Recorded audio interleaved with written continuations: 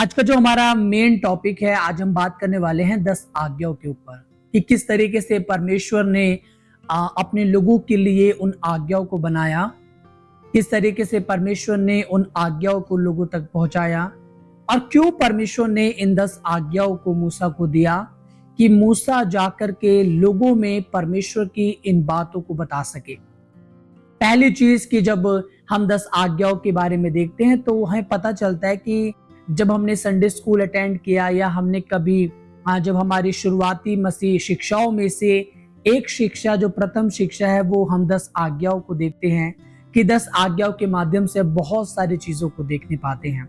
उसके बाद हमें सेकंड जो बात है पता चलती है कि जो सबसे पहली परमेश्वर के द्वारा दिया गया एक ऐसी लॉ या एक ऐसा कानून जो परमेश्वर ने अपने लोगों को दिया कि वो उसके आधार पर एक नैतिक जीवन को जी सके, एक मॉरल लाइफ को जी सके। क्योंकि जब आप देखते हैं इससे पहले जो उनका जीवन था बड़ा अलग था। क्यों? क्योंकि अब तक परमेश्वर ने उनको कोई आज्ञाएं दी नहीं थी। और जब हम इस तरीके से देखते, जब किसी मनुष्य के जीवन में कोई आज्ञा नहीं होगी, कोई रूल नहीं होगा, तो उसका जीवन कैसा होगा? वैसे ही होगा, अनैतिकता की तरह उसका जीवन बढ़ता जाएगा और वो अनैतिकता के अंदर अपने जीवन को जीता रहेगा मेरे प्रियो।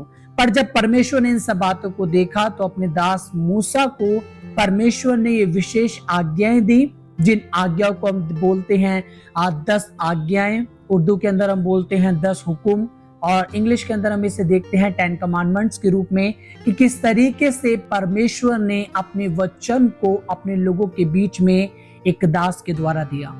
पर परमेश्वर का इन 10 आज्ञाओं का देने का एक बहुत बड़ा मकसद था और मकसद यही था कि लोग अपने पापों से बच करके परमेश्वर के पीछे अपने जीवन को बिताएं। परमेश्वर ने जब इन 10 आज्ञाओं को मूसा को दिया तो केवल परमेश्वर यही चाहते थे कि परमेश्वर के लोग परमेश्वर के पीछे चलें और एक जिसे कह सकते हैं मॉरल लाइफ को वो जीने पाए। उन 10 आज्ञाओं में से आज हम देखते हैं कि कैसे परमेश्वर ने मूसा को वो आज्ञाएं दी। और जो सबसे प्रथम परमेश्वर ने आज्ञा दी वो क्या थी? तुम मुझे छोड़ दूसरों को ईश्वर करके ना मानना।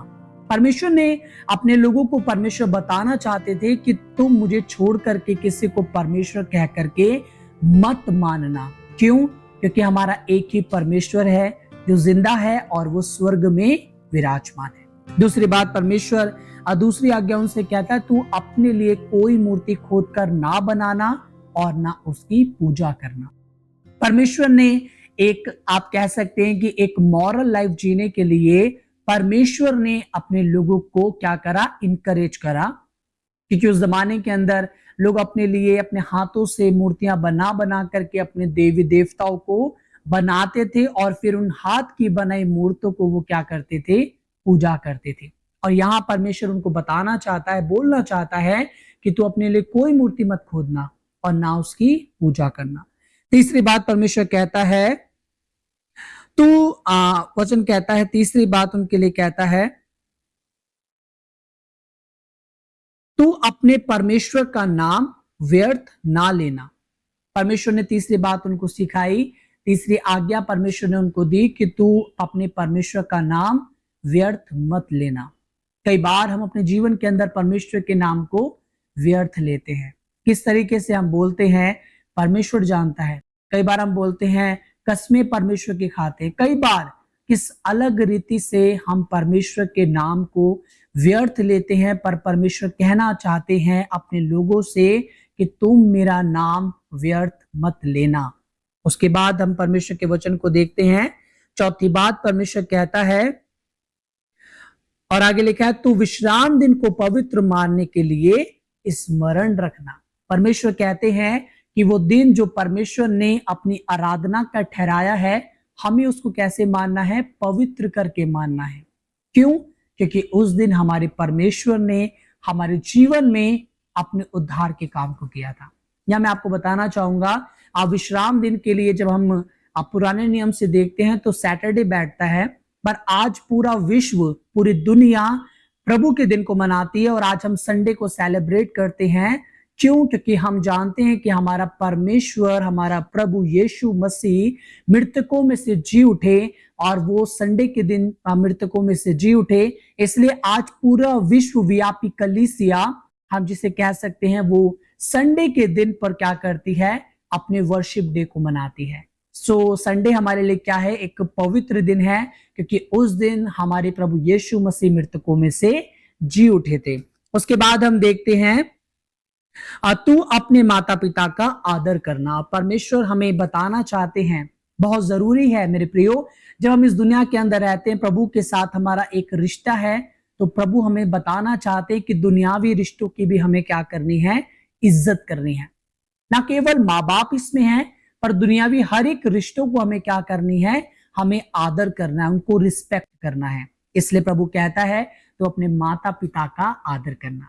आप जब इस 10 आज्ञाओं को देखेंगे तो आपको पता चलेगा, इंसान को परमेश्वर चाहते हैं कि एक मॉरल लाइफ जीने पाए।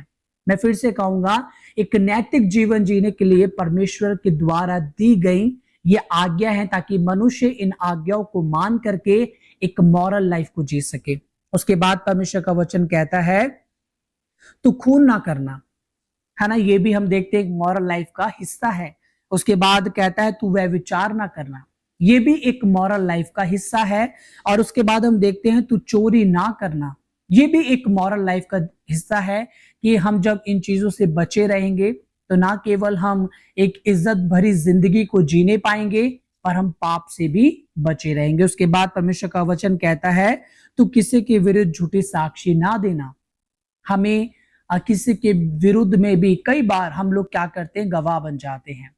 कई बार हम गवाह बन के, झूठे गवाह बन करके हम कहते हैं नहीं ऐसा ही हुआ था, नहीं ऐसा ही हुआ था। और जब इस तरीके से हम, मेरे प्रियो, हम करते हैं, तो परमेश्वर का वचन हमसे कहना चाहता है, क्या कहता है? तो किसी के विरुद्ध झूठी साक्षी ना देना।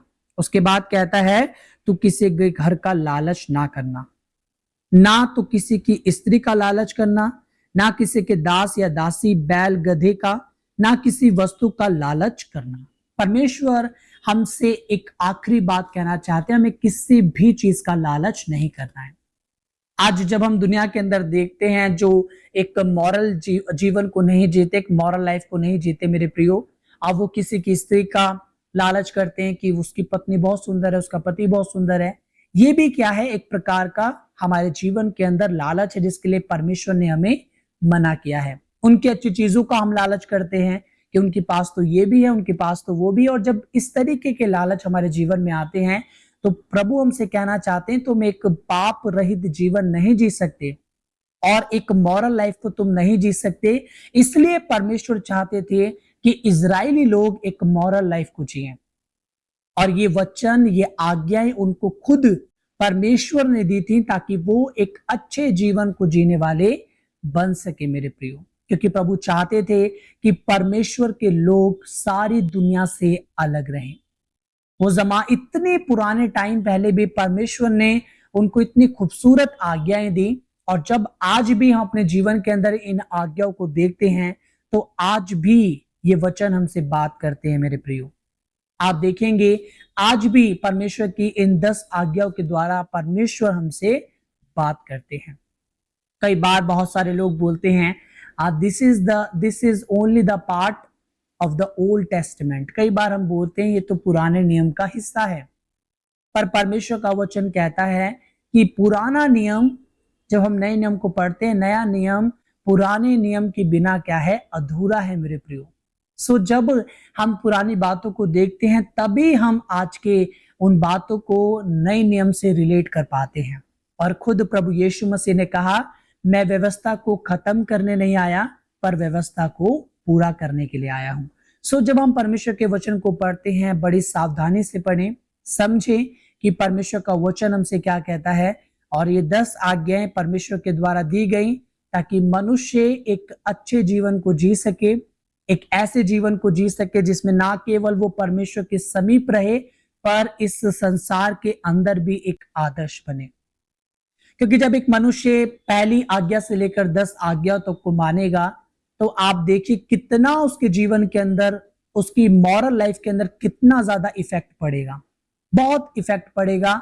और उस इफेक्ट के द्वारा उसकी लाइफ एक इम्पैक्टफुल लाइफ बन जाएगी, दूसरों के लिए गवाही का कारण और दूसरों के लिए आशीष का कारण वो व्यक्ति अवश्य बनने पाएगा। सो प्रभु आज आपसे, इस फैमिली से यही कहना चाहते हैं कि हम परमेश्वर की आज्ञाओं को बड़ी सावधानी से समझें, क्योंकि परमेश्वर का वचन आज भी आपसे और मुझसे बातचीत करता है। सो ये था कुछ 10 कमांडमेंट्स के ऊपर कि किस तरीके से 10 आज्ञाओं के द्वारा परमेश्वर ने इजरायलियों से बातचीत करी और उनको एक अच्छा सुंदर जीवन जीने के लिए उनका मार्गदर्शन करा, उनको आज्ञाएं दी ताकि वो एक अच्छे जीवन को जी सके। सो आज भी ये 10 आज्ञाएं हमारे जीवन को अच्छा बनाती हैं ताकि हम इस संसार के अंदर एक अच्छा जीवन जी सके। सो प्रभु आपको बहुत ऐसे आशीषित करे, आप यूं ही परमेश्वर के वचन को पढ़ते रहें, समझते रहें, सीखते रहें, क्योंकि परमेश्वर अपने वचन के द्वारा हमसे बातचीत करते हैं। प्रभु आपको बहुत ऐसे आशीषित करे। आमीन।